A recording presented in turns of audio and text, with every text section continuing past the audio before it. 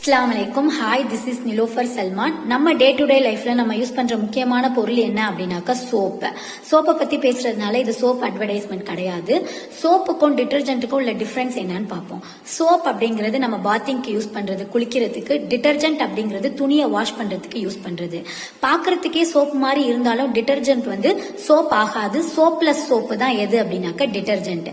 ஏன்னாக்கா detergent heart and Rafah இருக்கும், soap சாஃப்டா இருக்கும்.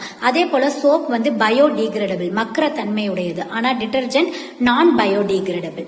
அது மட்டும் இல்லாம நம்ம யூஸ் பண்ற சோப் கிரேட் 1 சோப்பா எப்படி தெரிஞ்சுக்கலாம் அப்படின்னா, சோப்போட கவருக்கு பின்னாடி TFM, டோட்டல் ஃபேட்டி மேட்டர் எவ்வளவு இருக்குன்னு பாருங்க.